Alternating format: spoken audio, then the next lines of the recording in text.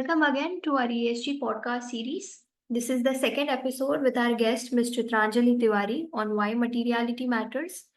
Welcome, Chitranjali. We are happy to have you here again. Thank you, Vishti. We discussed a lot of interesting subjects on materiality in our previous podcast series. So, in this segment, we'll tackle some more nuanced aspects of materiality, including the challenges companies face, the success stories, and the investor perspectives, and also the future of materiality in business, I think, which is the most important topic. So, Chitranjali, let's begin with our episode 2. So, let's start with the hurdles. Conducting a materiality assessment is no small feat, and many companies encounter significant challenges along the way. So, common issues include identifying the right stakeholders to engage, managing differing priorities, and ensuring that the data is accurate. Additionally, companies often struggle with integrating the findings into their strategic planning and reporting. So, understanding these challenges is the first step to overcoming them. And today we'll discuss the strategies to navigate these complexities.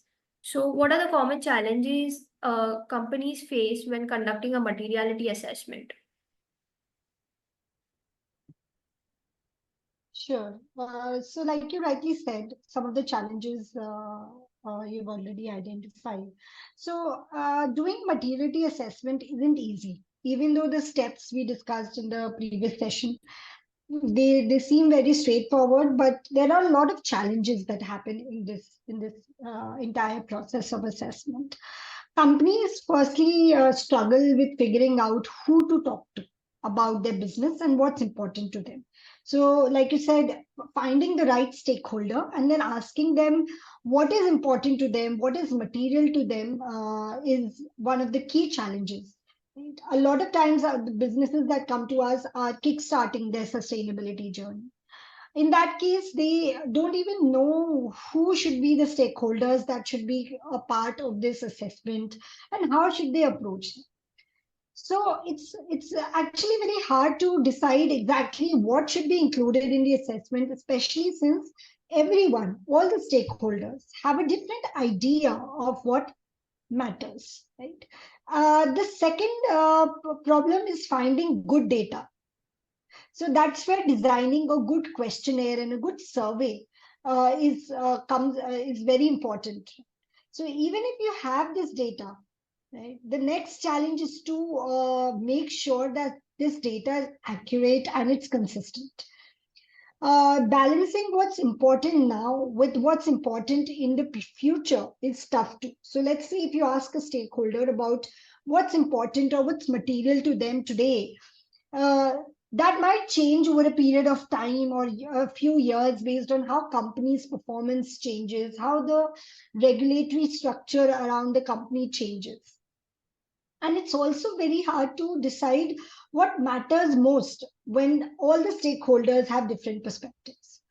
Plus, turning all of this information into something useful, where the data analysis part comes into picture for the company, that can be a challenge too.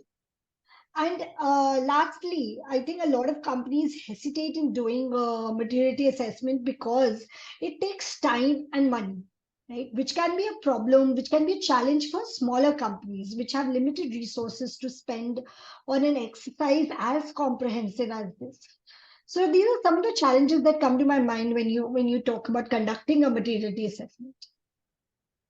I agree, Chitranjali. There are a lot of challenges related to materiality assessment, but also let's look at some success stories. When companies effectively address their material issues, the results can be very transformative.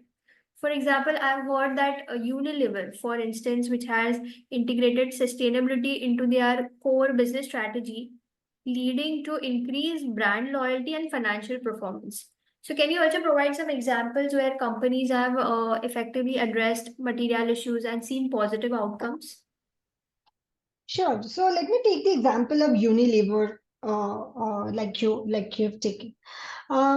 It's a very reputed company. We all know about Unilever, and it has effectively addressed material issues by integrating sustainability into its core business strategy, which has eventually helped it lead to positive outcomes. By identifying and prioritizing the right issues that are critical to both business performance and is also important to stakeholders, Unilever has ensured that it tackles the most relevant challenges, and not just in today, but also in the future. So the key issues that, in this case, Unilever has identified include climate change, diversity and inclusion, future of work, health and well-being, human rights, living standards, nutrition and diets, packaging and waste, product transparency, sustainability, sustainable sourcing, and water. So, for example, Unilever has implemented initiatives to reduce its carbon emissions, which have not only contributed to the global climate goals, but also enhanced its reputation and reduced climate related risks.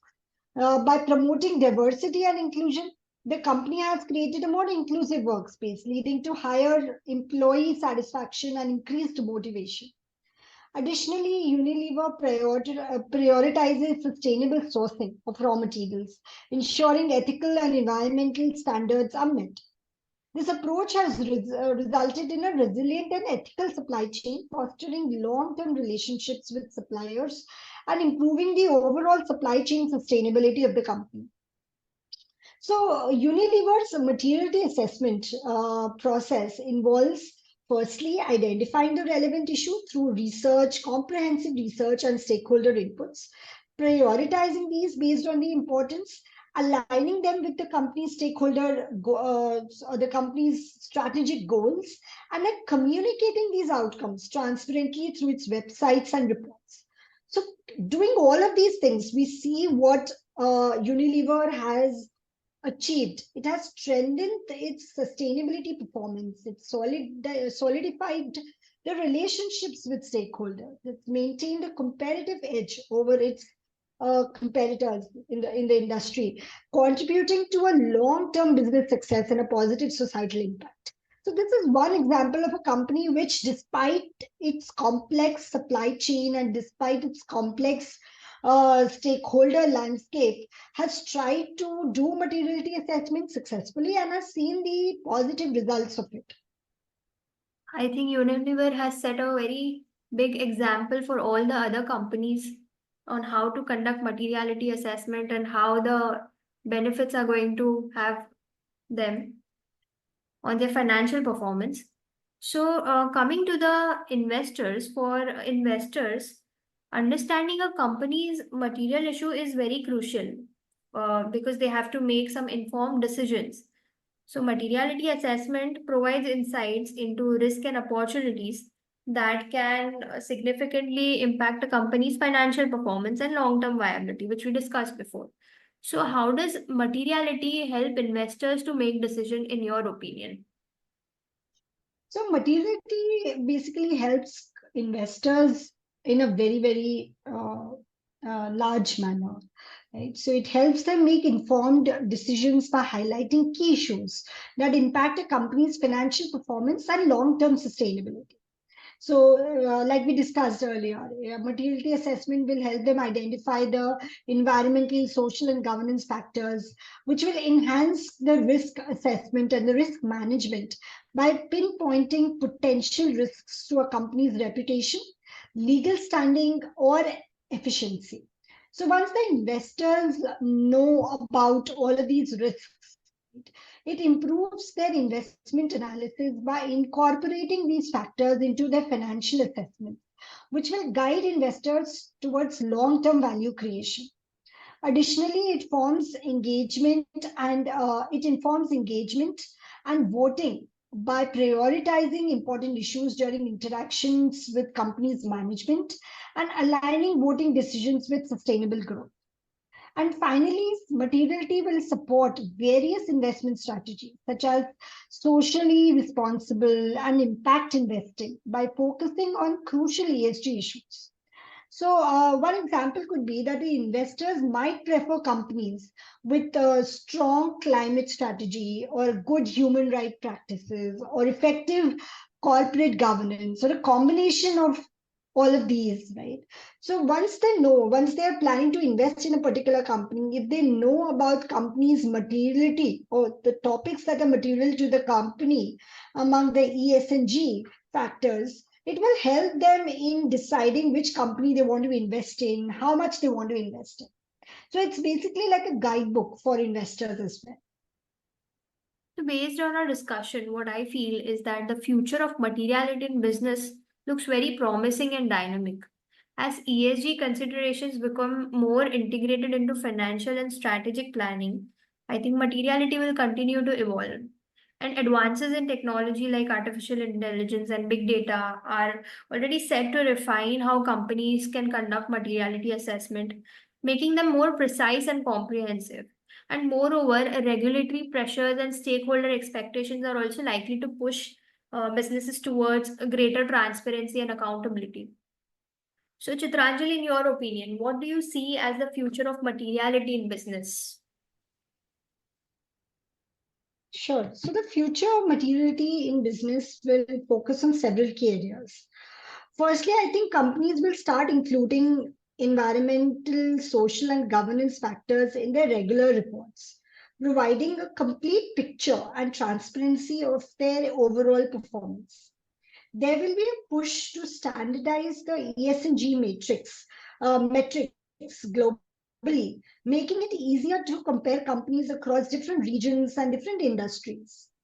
Businesses will increasingly focus on long term sustainability rather than just short term profits, recognizing the importance of ESG factors in maintaining a competitive edge. And as we see more and more advancements in technology, such as AI and data analytics and big data, this will enhance the efficiency and accuracy of materiality assessments. Because, like we saw, data collection and data analysis was one of the key challenges, right, of materiality assessment. So, with technology advancements, making data collection and analysis would become more streamlined. Additionally, I think companies will broaden their stakeholder engagement efforts to include diverse voices such as employees, consumers, communities, and even non traditional stakeholders like the environment to gain deeper understanding and deeper insights into emerging issues in ESG and thereby strengthening their corporate or business resilience. That was a very insightful session, Chitranjali, and this wraps up our discussion on the challenges, the success stories, investor perspectives, and also the future trends in materiality. Do join us next time as we continue to explore the critical issues at the intersection of business and sustainability. Thank you so much, Chitranjali, for joining us and sharing your perspectives on materiality, and we look forward to have you on many more podcasts. Thank you all for listening. If you want to know more about our research, please visit us at www.lodaco-esgplus.com. You can also write to us on our email esg@lodaco.com. To know more about our insights, follow our LinkedIn page ESG Briefings by Loda and Co LLP. Your insights and perspectives are valuable to us. Thank you.